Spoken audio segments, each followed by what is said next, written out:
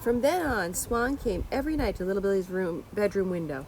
He came after Little Billy's mother and father had gone to sleep and the whole house was quiet. But Billy was never asleep. He was always wide awake and eagerly waiting. And every night before Swan arrived, he saw to it that the curtains were drawn back and the window was open wide, so that the great white bird could come gliding right into the room and land on the floor beside his bed.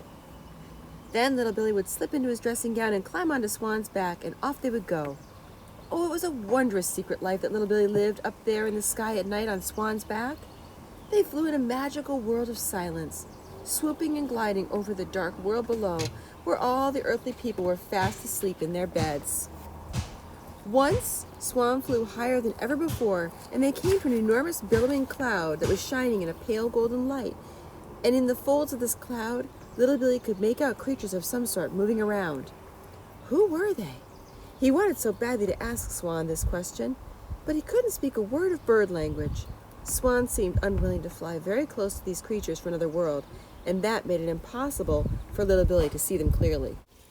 Another time, Swan flew through the night for what seemed like hours and hours until they came at last to a gigantic opening in the earth's surface, a sort of huge gaping hole in the ground, and Swan glided slowly round and round above this massive crater, and then right down into it. Deeper and deeper they went into the dark hole. Suddenly there was a brightness like sunlight below them, and Little Billy could see a vast lake of water, gloriously blue. And on the surface of the lake, thousands of swans were swimming slowly about. The pure white of the swans against the blue of the water was very beautiful. Little Billy wondered whether this was a secret meeting place of all the swans in the world, and he wished he'd been able to ask Swan this question as well. But sometimes mysteries are more intriguing than explanations, and the swans on the blue lake, like the creatures on the golden cloud, will remain a mystery forever in Little Billy's memory.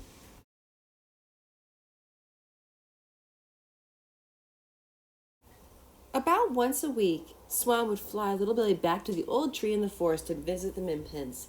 On one of these visits, Minnie said to him, "You're growing up so fast, Little Billy. I'm afraid that soon you'll be too heavy for Swan." "I know," Little Billy said. "I can't help it." "I'm afraid we don't have any bigger birds than Swan," Minnie said. "But when he can't carry you any longer, I do hope you will still come up here to visit us."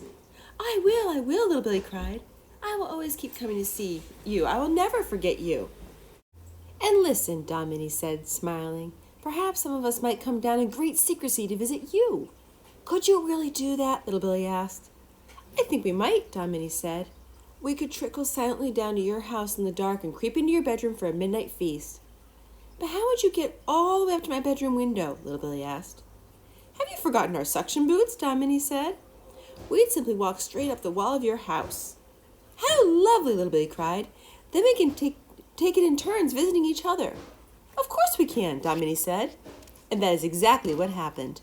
No child has ever had such an exciting young life as Little Billy, and no child has ever kept such a huge secret so faithfully. He never told a soul about the Minpins. I myself have been very careful not to tell you where they live, and I am not about to tell you now. But if by some extraordinary chance you should one day wander into a forest and catch a glimpse of a Minpin, then hold your breath and thank your lucky stars, because up to now, so far as I know, no one excepting Little Billy has ever seen one. Watch the birds as they fly above your heads, and who knows, you may well spy a tiny creature riding high on the back of a swallow or a raven.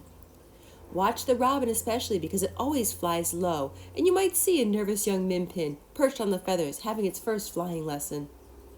Above all, watch with glittering eyes the whole world around you, because the greatest secrets are always hidden in the most unlikely places. Those who don't believe in magic will never find it.